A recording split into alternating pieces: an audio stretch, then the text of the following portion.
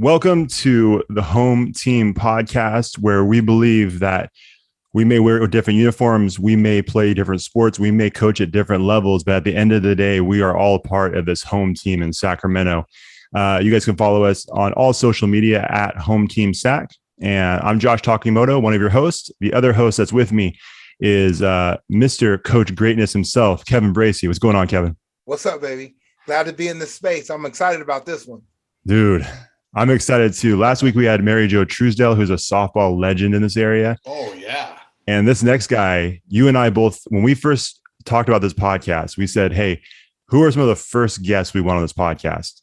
And you and I both, this is the first name we brought up. This dude that's with us today, he is the head football coach over at Casa Roble High School, Coach Chris Horner. What's going on, man? My goodness, I'm humbled. Wow. Thank you. Thank you. I really, really appreciate that. I have a very high opinion of the both of you. So I'm glad I'm glad it comes in return. So there you go. Oh, absolutely. And I'm not lying to you, Coach. I'm not just saying that because you're on the show. Literally, you were the first name that we both brought up. It's like, well, we have to have Coach Horner, right? Absolutely. Giddy up. Let's do it. That's good stuff, man. Yeah, man. So just to give everybody a quick idea of how we know each other, it's funny, man. Sometimes I feel like I've known you for way longer than I have, but really you and I have only known each other for maybe about 5 or 6 years. Right. We got introduced because I was doing some character combine stuff and I was working with Michelle Bebo over at Casa and a bunch of character combine stuff. And one day she's like, hey, you need to meet Chris Horner. Do you know him? I said, well, I know who he is because I went here. But I said, I never had him. We never had any conversations, but I mean, he's the man. I know that. And so we, she brought me over one day after I was done talking to her class. And then all of a sudden I was like, hey, it's Coach's wife. Yeah. If this podcast couldn't get any better, we got the wife in here too, Let's man. Go. Yeah, this is awesome. So, but anyways, yeah, she brought me over to your classroom and we talked for a little bit and that was pretty much it, man. We've been connected ever since. And dude, I'm just a huge fan of you. I wish I would have had you as a teacher. You know what I mean? I wish we would have known each other while I was playing ball at Casa, but our paths didn't cross. It wasn't meant to be at that time, but now it is. And I'm thankful for it, man. Right on. Well, yeah. I mean, what year did you graduate? 06. Okay. So my first year was 2000. 2001 was the first graduating class of mine. Okay. It's easy to figure out how many years I've been at Casa. It's whatever the graduate. So this is my 22nd year because it's a class of 2022. So it's easy to kind of help keep count. But yeah, early on, man, I just kind of did my own thing, coaching freshman football. So I wasn't like out on campus as much as I am. You know, I was a new teacher. So it's not surprising that our paths didn't cross much. But yeah, there you go. Sure. Well, I joke all the time, man, with anybody who knows you. When I have a conversation about you, I'm like, I don't even call him coach anymore. He's basically the mayor of Casa. He's the guy you need to know at Casa. But Kevin, how did you meet Coach? You know, me and Coach met. I want to say we met at a Renaissance. I think I did a Renaissance thing there years ago, and I think you were there, Coach. Yeah, I think it was Renaissance or it was Friendship Day is what it was. Okay. Miss Otero brought you in. And I just sat there and listened to Kevin, and I'm going, oh, my gosh. I listened to his story, and instantly I'm like, this dude's got to talk to my cats. Wow. I got to bring this guy to talk to my kids. And golly, that was about 7 years ago, Coach, because this is my 5th year coaching. And my first time I brought you in, it was my first year coaching, my first year varsity coaching. We were in a classroom. Yes. I remember that. Yeah. So I brought you in to talk to my JV team. Yes. And man, they just ate it up. And it was fantastic. So no, you did a really, really good job. And yeah, that was it, man. I happened to be a Friendship Day. Miss Otero invited me. And yeah, there you go. And then, and the reason why we are actually here with Home Team Sac right now is because when I was recently at your school, speaking to the football team and the cheerleaders, you asked me about character combine. I did. Yeah, you mentioned it. And I was like, me and Josh are working on something right now. And as soon as you asked me, I get in my car, I reach out to Josh and I say, Coach asked about it, so we got to get this thing going. There you go. Right man, now. it's true. I invited myself onto your pod inadvertently. I like that. That's good. Hey. I like how you guys teamed up and said, we got to get Coach. But I'm like, hey, give me some ideas on character comment. You guys have this in the works. No, that's good, man. I'll take Yeah, it. man. No, I'll take it. That's your influence. That is your influence. There, not just subconsciously. Oh, for sure. As a man, as a human being, you're one of my favorite people, you and your family. So we got more questions. We want to hear more about you. So I'm gonna throw it back to Josh. Absolutely. Yeah, no, I'm man, like I said, I can't state it enough, man. We're so excited to have you on the show just because, you know, you bring so much good energy to everywhere you go. And we'll get into more of that for sure, because I have some thoughts on the energy you bring to both your football team and your school. But like, give us a little bit of background. Give us like a 90,000 foot view of who you are, how you got started coaching, and then how you ended up at Casa where you're at now. Oh my gosh. I grew up in the area, Citrus Heights, like Kevin. I was actually, oddly enough, was supposed to go to Mesa Verde. I went to Sylvan Junior High. Mariposa was my elementary school, went to Sylvan, and my whole family, my grandma was like one of the cafeteria ladies at San Juan back in the day. So the Horners are San Juan people. So I didn't have a choice. My mom's like, you ain't going to Mesa. Although I, for a brief stint, tried to talk her into it because all my Sylvan friends were going there. But now I'm going to be the outcast who goes to San Juan and has to meet new people. Kind of like, you know, past year kids going to BV or Carnegie kids coming to Casa. It's like, you're going to have to go meet some new people. And she's like, you're going to go meet some new cats. You know, you got to get away from some of these elementary kids that you get into trouble with over at Sylvan. I mean, I'm not a bad kid, but so I went to San Juan, graduated in 1992 there. Played football, you know, out there. I went up to Sierra College, played football out there for Rex Chapel. Had aspirations to play, you know, at the next level, but it didn't work out for whatever reason. And I went to Sac State for a semester, realized I needed to get out of Sacramento because I wanted to experience college. Figured out the whole financial aid thing by reading up and kind of teaching myself how to get student loans and things, because neither of my parents are college graduates. You know, they're just blue collar people, construction. She's a secretary. She did real estate. She was a secretary for a real estate agency, and latchkey kid, just kind of growing up. But went to Chico State. Best decision I ever did. It was so out of character for me to do that, but we went up there, and it was life changing, man. I got to experience college. When you're paying for school, you actually take it a little bit more seriously. I've always been really competitive with school and things of that nature, but I graduated with a 3.8 GPA up there. Chico State's a great place. People call it a party school, but it's a destination school. Right. I mean, it's a college town, man. I mean, you have a good time, but I always tell parents, because I teach Avid now, parents trip out. They go, "Oh, you went to a party school." It's like, man, if your kid's a knucklehead here in Sac, they're gonna be a knucklehead wherever they go. In reality, I think we branded that our era party school, and now it's stuck. Right. These years later, it's stuck as a party school. Right. And you know what's funny is I teach Avid now, and I'll get to that in a minute. But we're getting kids geared towards 4-year colleges, and I actually make the case. I want my kids. I got a junior in high school right now. He'll be applying to colleges a year from now. But I want my kids going to a college town because I believe they're safer. I mean, you walk everywhere. You're not right. Driving downtown. They're going to serve alcohol anywhere, right? I mean, the bars are going to be everywhere. And when you're 21, you go out and do your thing. I want my kids walking places. I don't want DUIs and silly things like that and car accidents. Right. So no, I would actually say, college towns are actually a little safer.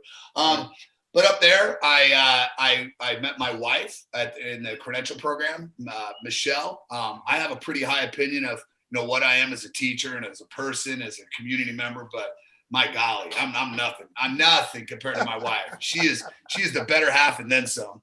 And then and she's way too good looking for me too. So life is good there.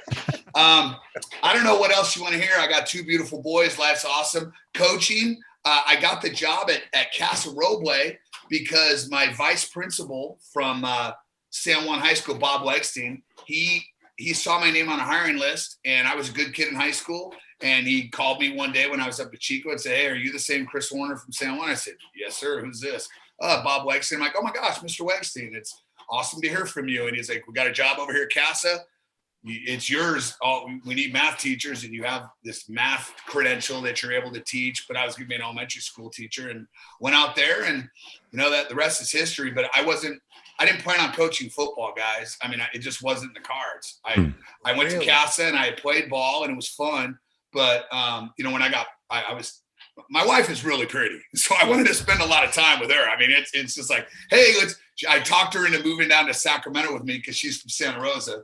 And, I'm like, hey, I did the old cool guy thing. Was like, hey, listen, if this is going to work out, you got to come to Sac because I ain't moving to Santa Rosa because it's too expensive. And she called my bluff. And I'm like, oh my, I was all in. And with 2-7 offsuit, she didn't call. She folded and she came down to Sac. And no, but when she came down here, I was just going to do the old, thing where we got to be, get to do whatever we want, independent. We moved in together and we end up, getting engaged, buying a house. But I wasn't going to coach. It just wasn't one of those things that appealed to me. But, Mr. Wexley kind of pressured me into it. He's like, hey, we knew you played football. I said you'd be perfect. I kind of sold you as new teacher / football coach on campus, blah, blah, blah.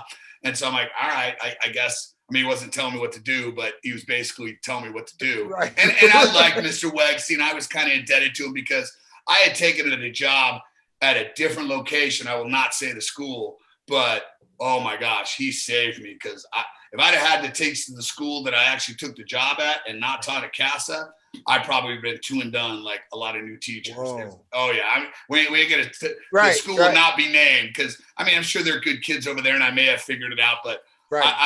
I fell backwards into an awesome situation. Navy is my favorite color to wear. So, it worked out nicely. It just worked out. And here I am, man. Yeah, it's awesome. Let me ask you this, Coach.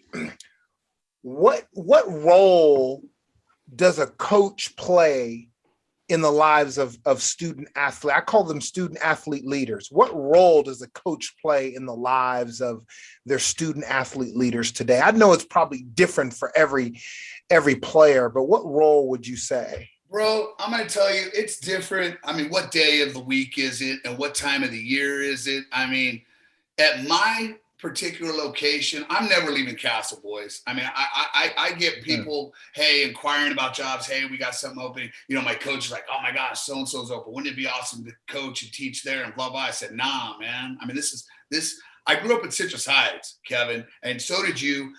Orangevale is a lot like Citrus Heights. Yes. I'm surrounded by blue collar people and I'm as blue collar. I'm a middle child of 5.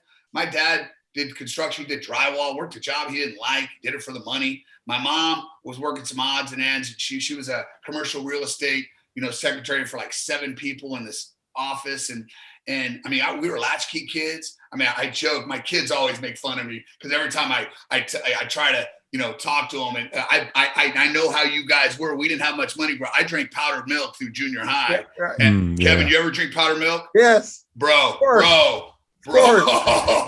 So when my kids make fun of me, like we'll do football skits, at the beginning of the season, I'll drink powdered milk and they just make fun of me. Right. But Orangevale, it's like this community. It's unlike any other community, man. We got a lot of kids being raised by single mommies and daddies.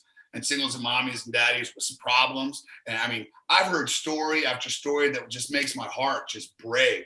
Right. And sometimes I got to be a counselor. Sometimes I got to be a father figure. Sometimes I got to be a mother figure. Because I'm an emotional cat. I tell my kids I cry when I'm happy. I cry when I'm sad. And I cry when I'm mad. Come on. Bro. And you make me cry.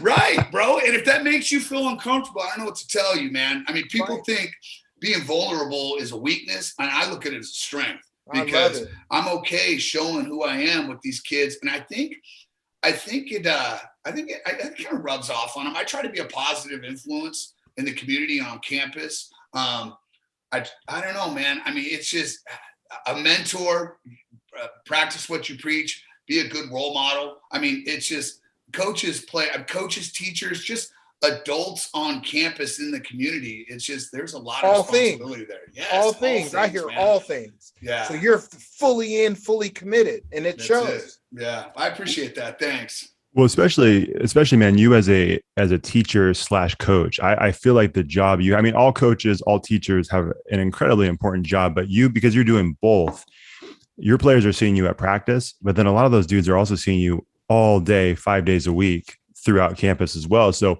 I absolutely believe that your influence, like I said, that positive energy that you bring to the table is absolutely rubbing off on them because they can't escape you, dude. They're around you. They're all around you all the time. And so, yeah, I mean, like I used to tell people all the time, when you're in season, especially, the coaches are around the athletes more than their parents are, because No they're, doubt. you know what I'm saying? So, and I love that you realize that, because I think a lot of coaches do, but unfortunately there's some coaches that don't, and they think, hey, I love the sport, I can coach some people, and that's it. But I think hearing your heart and hearing what you have to say about your players, about your community, like you understand that it's bigger than just the sport. Like you're impacting lives, and I love that, man. Yeah, it's definitely not a 9 to 5 gig, man. I mean, it's you got to be present. You got to be in the moment with these kids. They need. I mean, the big thing is you got to show that you care about them for them to truly buy in. But like you said, we're around these kids. I'm around them more than some of their parents. I mean, I'm around these kids more than my sons. I'm fortunate that my sons are in high school now, so I see them on the daily. They're a freshman and a junior at Casa, and I find myself in a fortunate situation where if I need a braiding fix, I could just bounce out at lunch, go find him, give him a hug, and come back, and he's okay with it. Now, my younger son, Ethan, he's a freshman, so he's like, Dad, whoa, right? But it's cool. That. I get this, and it's in season right now. My youngest son's playing football. He's a freshman over there, so I mean, I get to see him. But the old adage. I mean, when we were growing, when my kids were young, my wife would be like, sometimes I feel like you're raising other people's kids. And, we have those conversations. They ain't fights. Right. They're conversations. Right. She brings me down, hey, something's got to give, because right now you're just giving a little too much. I understand that's who you are, but you got to be present at home. So, but no, she's, the old adage of you're raising other people's kids and not spending, the time at home that you need to be with us. So no, it's a big responsibility, and I take it seriously.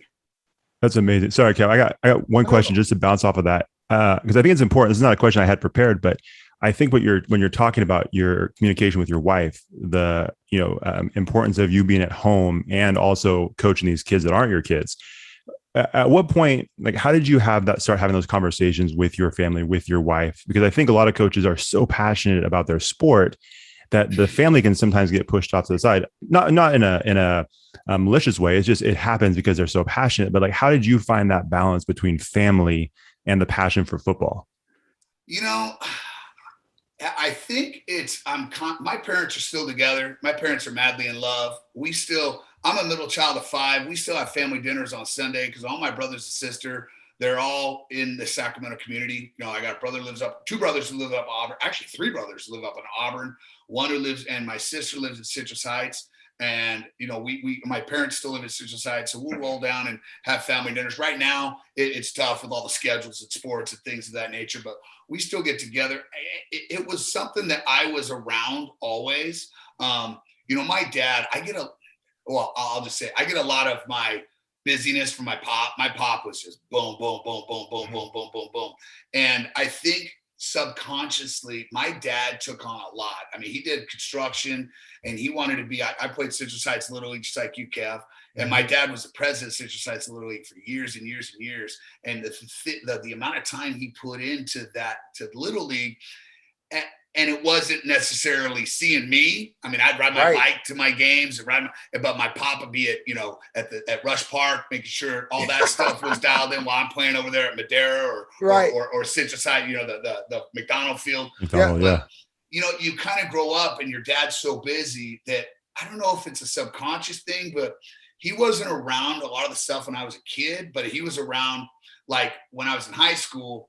He would film our video game, or he'd be the filmer for our San Juan football games, and so he'd be around. He'd find ways to be around, and I think he was a good role model in that sense, that he was present for our sports, not necessarily when I was a little guy, but when I started getting to where they were fun to watch. I mean, baseball when they're 8, 9, they ain't fun to watch. We ride our bikes now. Nowadays, we're not dropping our kids off at CBRC and coming back an hour and a half. We're sitting around, right? Yeah, but. Just seeing how involved my dad was in our sports, I think, it was one of those, I want to be that way too. And so I'm present. I take pride in being a good dad and being a good husband to my wife. And my wife does a really good job keeping me grounded. Not only is she incredibly good looking, she's a good person. She's a very, very good person. And we have a two-way street with the dynamic that we foster here.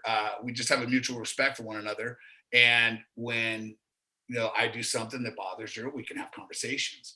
And I make a point to be as involved with my kids as much as I can. Coach a baseball with my youngest. Shoot, I coached him at Sunrise Little League for 10 years. So we just do a good job of, hey, I know you spend a bunch of time during football season, but in the off season, you got to find ways to be involved. And it's like, okay, well, I'll coach Ethan baseball. I'll be the team dad for Braden's soccer team when he's at Casa for the couple of years there. So, I mean, my role, my busyness, I trick myself into making sure that I'm around the family with the stuff that I'm doing in the off season, if that makes any sense. Absolutely. It sounds like to me that, you make it important.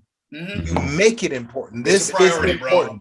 It's a priority. I mean, the 3 greatest days of my life was first being married to my wife, my wedding day. I remember like it was yesterday when my first son Braden was born at 9:59 p.m. On February 28th or 28th. It was the greatest day. And then when my second son Ethan was born, and it was those. And I take pride in being a good father and being a good husband to my wife. And it's just there it is, man. You should make it a priority, bro. It's not hard. Right. Just make it happen. No excuses. I love it. I'm going to just kind of change lanes just a little bit and talk a little bit about your student athlete, your leaders. We can lump in there. I like to lump in their cheerleaders too. Yeah, absolutely. How much influence do you believe your student athlete leaders and cheerleaders have on the culture and the climate of their school campus? Bro, that's like the easiest answer. They drive the culture at our campus. Casa football, not only are we good at football there, but I make it a point to make sure our students understand, my football players and the cheerleaders, not my football, our football players and our cheerleaders. I make it a point to make sure that they understand that they are the leaders on campus. I've seen it. I've been there 22 years, and I've been the guy who was just a freshman coach who's just observing.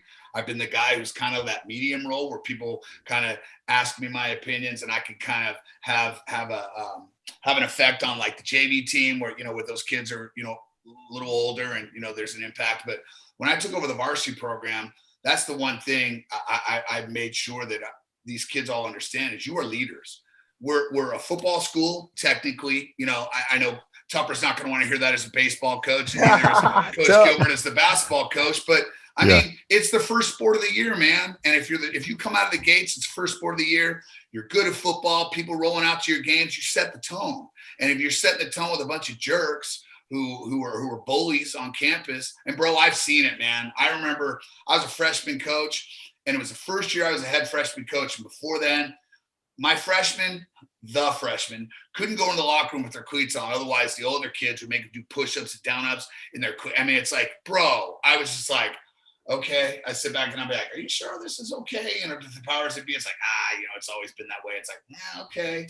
And then the minute I was the head freshman football coach, first day of practice, nah, we're done with that. Nah. Well, I don't care how. We're done. And if you want to go tell Coach Ryan I said, and you come back and it stopped. And that was the first, my first ripple effect of being a positive change was knocking that stuff off. But bro, I make it a point to bring in guest speakers, the cheerleaders, football players. Their role is very, very, very impactful on campus. And the administration knows that too, man. The new principal, I go in, and when we have our sit down, I'm like, hey, I get it. I know what I don't know, but I understand that football players and cheerleaders are the driving force in that campus. And if those people can be positive influences, I mean, it's just a trickle down effect, man. So I agree with you.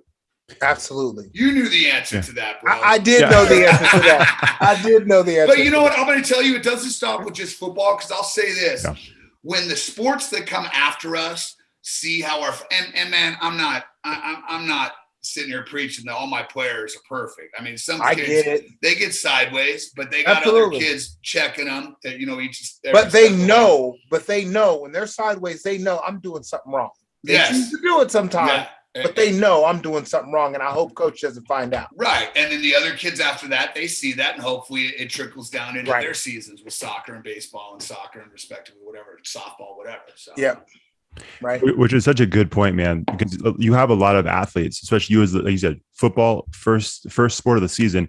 You have a lot of other athletes or athletes that are football players that play other sports too. So the cool thing is the impact you're having when they take that with them, they're going to take it to the basketball court. They're going to take it to the wrestling mat. They're going to take it to the baseball field. And so I think it's a dope concept that your influence, even when it's not football season, still carries on throughout the rest of the seasons. And then obviously they see you on campus and stuff like that. But I just love that thought that you had about student athletes, because I grew up in Orangeville. I went to Casa, grew up in Orangeville. I still live in that area, and it's a small town. It's a special small town, and so people recognize the athletes from Casa whether they're at Denny's, they go to Adalberto's, all these different spots, Dairy Queen, all these spots in Orangeville that are known. They recognize the athletes, and so I just think that's such a special thing when they understand and you create that culture of excellence and you create that standard. So, hey, if you want to be on my football team, I know you're not perfect, but this is what we strive to be. And I think that's such a cool thing, because that's life stuff, man. That's not just sports. That's stuff that's going to carry with them through life. Absolutely. Yeah, absolutely. Love it, man. I wanted to say one more thing, going back to what we were talking about your family. The fact that you make being a dad and a husband a priority, that's cool too, man, because your players are going to see that too. You know what I mean? And my thought has always been, like, if your example, the way you live, gives power to the words that you speak to them. So if they see coach ignoring his family, neglecting his family, and you're trying to talk to them about character and all this, it's like, cool, man, but you don't really live it. But when you're doing it, they have no excuse. They have no excuse, because you're literally doing the things that you're saying. I love that. I agree. I literally start every day of math, And I tell my kids, I'm like, oh my gosh, when I was bringing my wife coffee this morning, she's better looking today than she was yesterday. I don't know what this woman's doing. Yes. Every day, I started off, and they're like, oh my gosh. And I tell the girls, I said, ladies, if you want to be happy when you get older, marry someone uglier than you, because that person will treat you like a queen, like that you are. They will treat you like a queen. I have a cardboard cutout of my wife in my room. That is hilarious. I don't understand. I swear it's life size. I got it as a gift for one of my Avid kids. And I just say, hey, man. And I do it because I am madly in love with my wife, but I do it because I'm telling you, there's something that I want to put forth to these kids. I mean, yes. I've heard it before. It's like, man, I love how much Mr. Horner loves his wife. It's like, yes. And that's what it's all about, that unity. It's like, you should be madly in love. We've been married for 20 years. Next summer, it's going to be 20 years. And oh my gosh, every day I wake up and I pinch myself that I'm in the position that I'm in. So no, it's the little things. I do it. I manipulate them. I manipulate these little monkeys. But no, I mean, I make it. I love being a dad. I love being a husband, and yeah, every day is a blessing, brother. That's awesome, Josh. You got one. I got one dialed in. Yeah, I've got one too. But go ahead, Kevin. I'll let you go. No, you go first.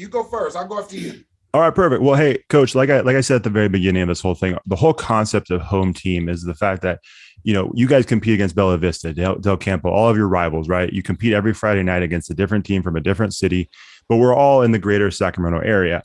That being said, obviously we're competitive. We want to win. We want to beat our opponents. But with you coaching as many years as you have, you've faced a lot of other coaches. And I'm sure there's a coach that maybe sticks out in your mind as, hey, I love competing against that guy, not only because he's going to put his best foot forward, but because he's a solid human being and he brings the best out of his players in the right way.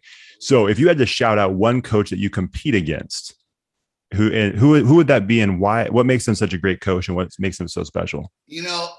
Vista Del Lago, Mike Struby, he just stepped down this year because he had his second kid, and apparently he's got a third one on the way, bro. I'm like, what are you doing? What the heck? So he's doing what I coached my first, when Braden was born. When my first son was born, I talked my wife into coaching, and that was the worst decision because, oh my gosh, that was the roughest year of our 20-year marriage, coaching when Braden was born, because it was tough on her. I mean, it was just tough. And man, I was coaching freshman football. What a moron. I'm just like, oh baby, I really want to be a part of it and this and that. And when she told me she was pregnant with Ethan, I'm like, yay. And she's like, you ain't coaching. I'm like, I know, you don't have to tell me again. No, I get it. But Mike, he had his first baby. He was coaching. It was a little rough, and he was coaching head varsity. But then when he had his second kid, that first one was a daughter. Now they have a son.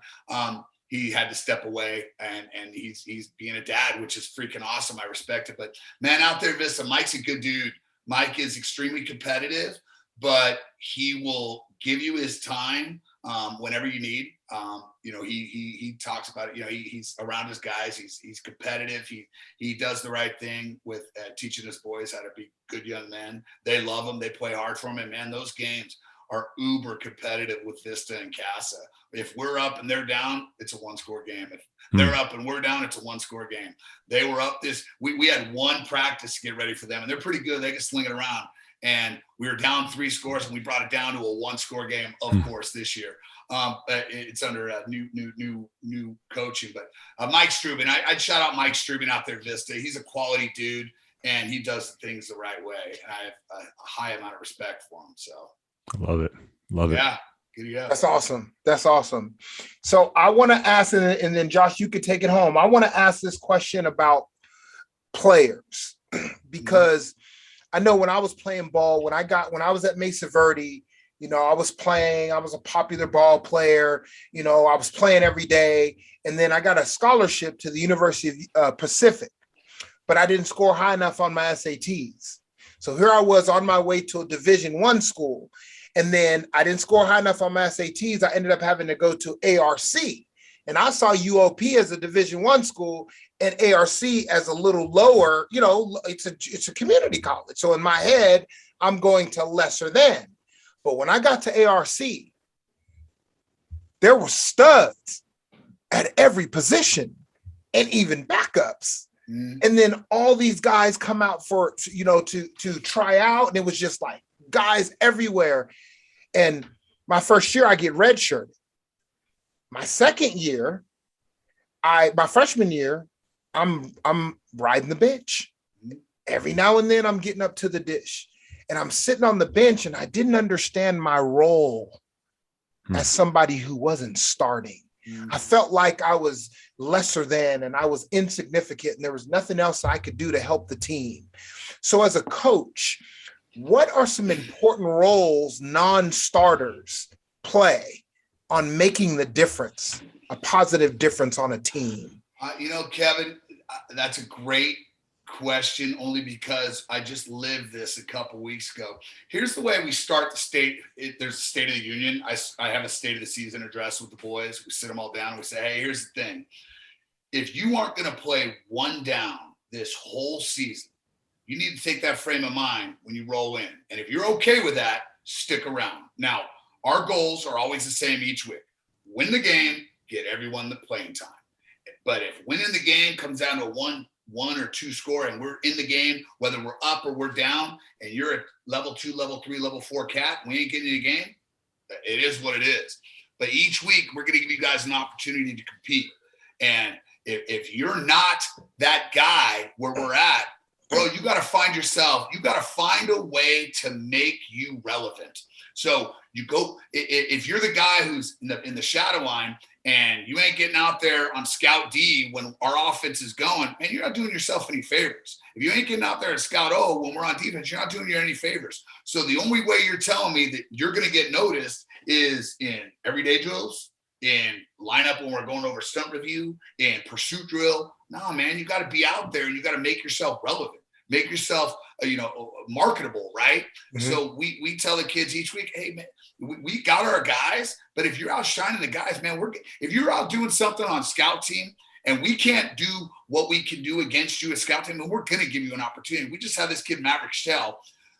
We'd have our first string offense out there, our 5 baddest offensive linemen out there. Homeboy would go out there defensive end, and he would just crush fools on a pass rush. We're doing pass under pressure. He's getting the quarterback. We're like, why is this dude not playing? Homeboy's a starter the last 2 games. Come on. We brought him out 2 weeks ago. We're like, hey man, clean slate. Everyone's names are erased. We're week in, week out. We're starting we're having starters. Whoever's balling is playing. Whoever's balling in scout team, we're giving you guys an opportunity.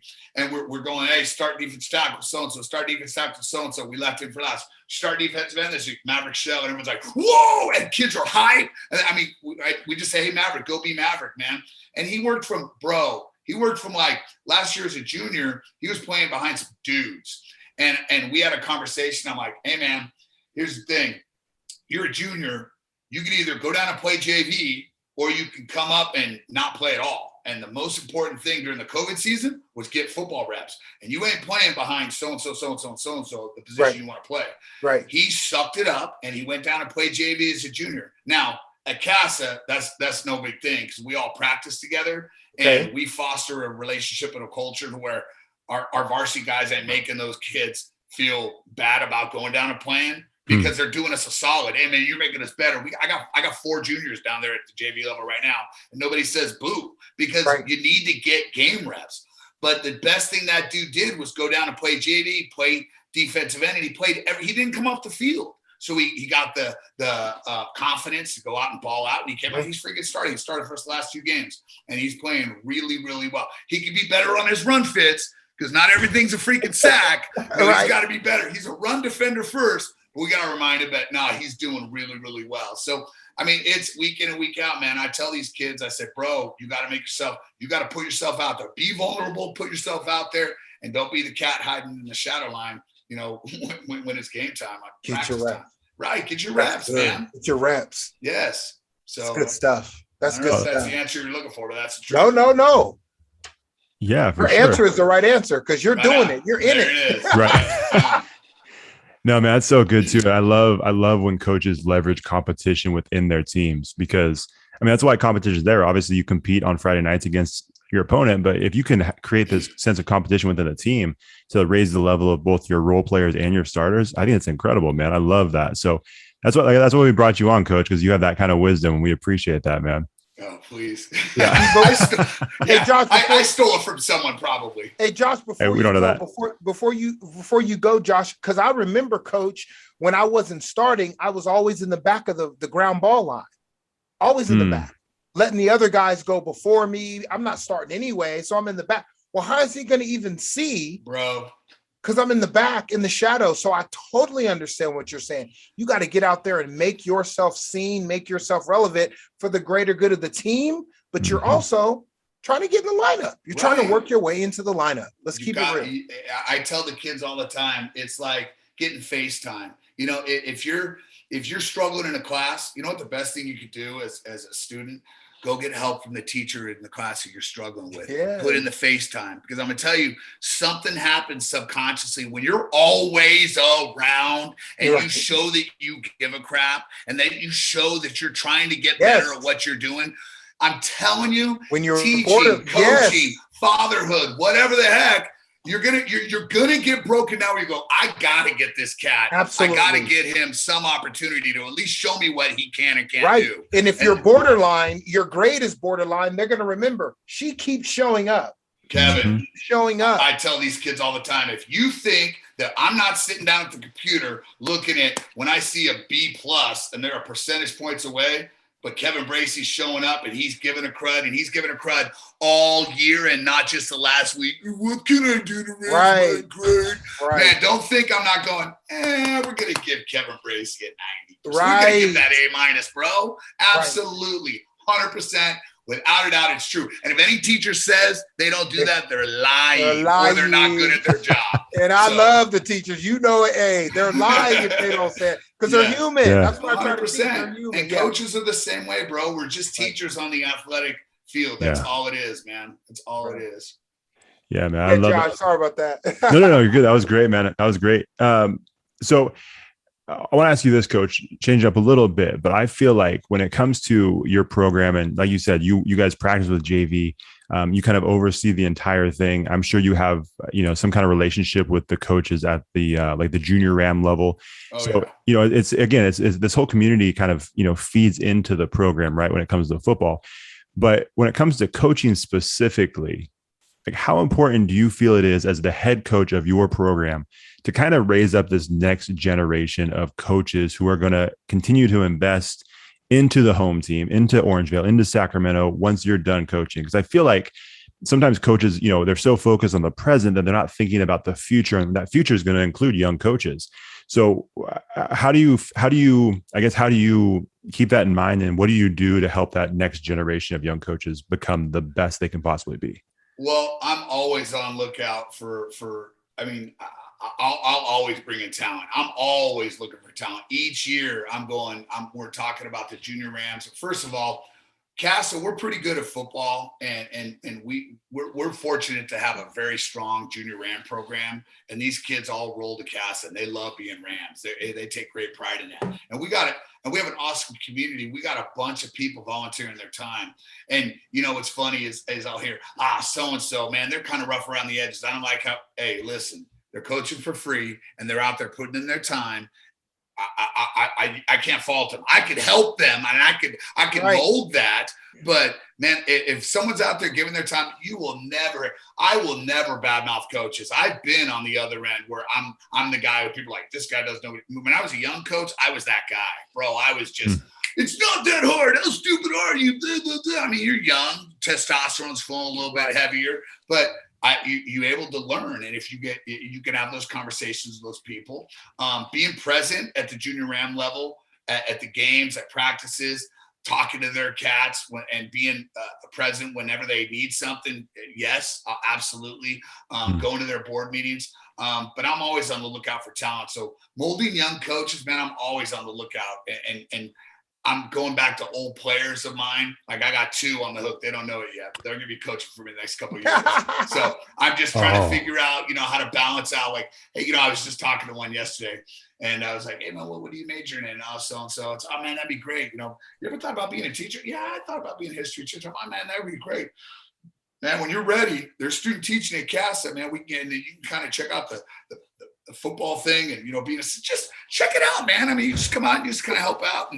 But I mean, people were always contacting me, and I'm always kind of debriefing with my coaches. And the thing I always ask the coaches at the end, hey, if there's somebody out there that like when we have our sit down meetings, if there's somebody out there that I need to bring them in to talk, and let's have a conversation. But it's got to be a right fit. But I surround myself with good coaches who, are there for the kids, are there for the right reasons. And if they're not, I get rid of them. And then we look for the next person to come in, because I mean, there's a blueprint of success, or at least in my eyes. We're trying to win games, clearly, but there's more than winning and losing. I want to raise good young men.